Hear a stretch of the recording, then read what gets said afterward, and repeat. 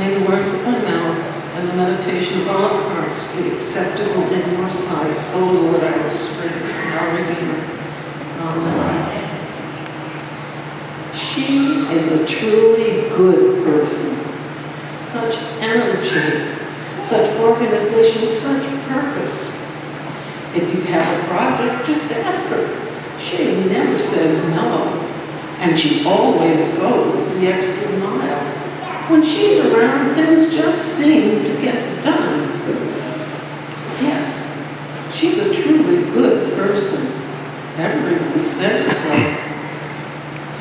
Beth sits in church listening to the gospel read aloud. It's the story of Jesus and two women, Martha and Mary. It's always seemed puzzling to her and somewhat uncomfortable.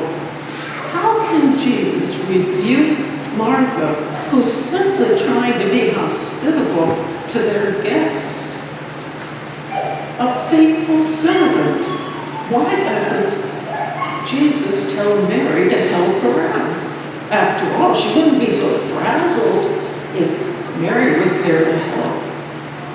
But instead, Jesus simply tells her that Mary has the better part. As Beth thinks about Martha, her mind begins to calculate all the chores she has to get done this week. Now, there's the ordinary work of cooking and cleaning, getting the children up each morning and getting them off to school. And then there's her job. She only works half-time, and it's a bonus that it's at their school. That gives her time for the volunteer work and for her children. But somehow this half-time job always seems to go on and on. Phone calls, meetings, and plannings. Then she begins to think about the extra work she has to do. Monday she has Girl Scouts, and her daughter's having her friends spend the night. Tuesday is her son's basketball game, and she always goes to watch and cheer. It does, it makes a difference. And she enjoys the other parents as well. And then, this Friday, it's her turn to help set up the church, be sure it's ready for Sunday worship. She always has fun doing that with the other volunteers, and there's always a lot of laughter involved. And so it goes. Activity after activity after activity. Each activity is worthwhile. Each activity is fun. But somehow they become overwhelming. And when she puts them all together, but how can she drop any of these? Who will fill her shoes? They define her life. They give her a sense of value, a sense of worth, and without them, the mere thought, it's terrifying. Beth feels her stomach clench in the old familiar knot. How will she ever do it all? She can't let people down. They depend on her. Tears begin to form as she becomes aware of the physical exhaustion and mental chaos that threaten to engulf her carefully constructed life. Then, her attention is drawn back to the church and the worship. Beth hears the words, the gifts of God for the people of God. Here is an invitation she's heard so many times. Yet today, Beth feels such a spiritual emptiness, it seems pointless, even worse, hypocritical to respond. How can she work so hard and end up feeling so worthless, so alone? With a silent sob of hopelessness, she remembers the gospel reading, the story of Mary and Martha. Like Martha, Beth finds herself anxious and troubled about many things. She too needs help and feels resentment at being left alone to serve. Is Jesus rebuking her? Has she failed in her efforts? Failed to choose the good portion?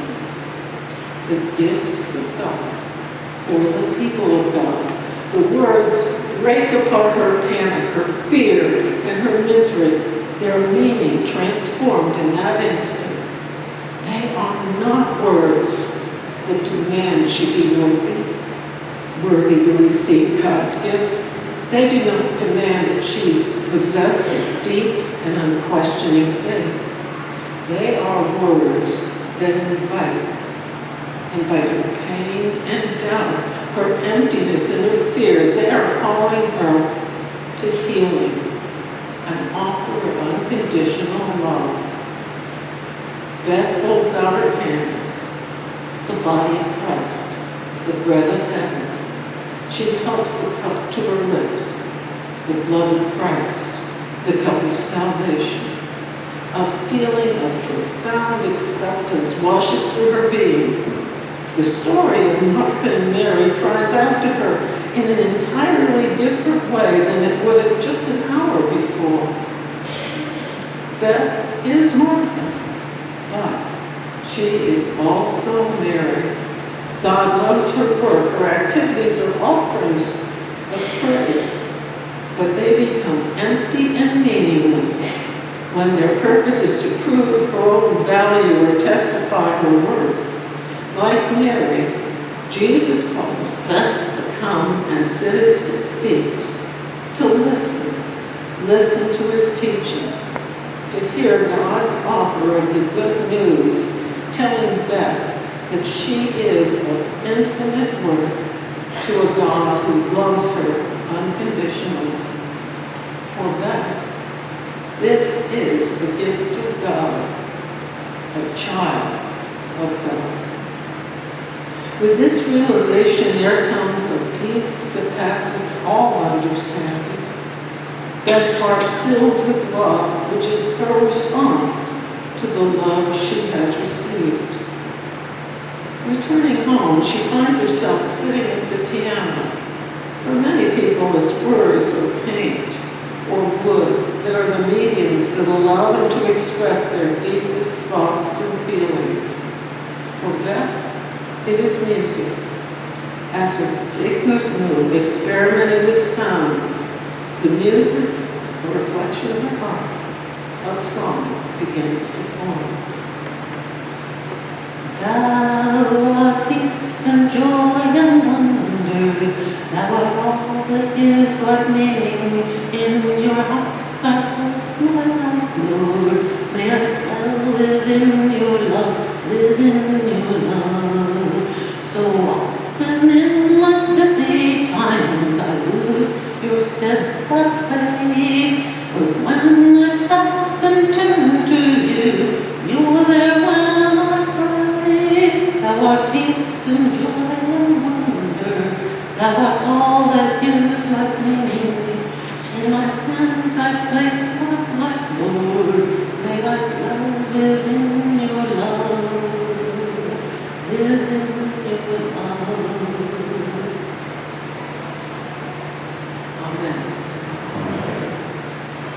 Amen.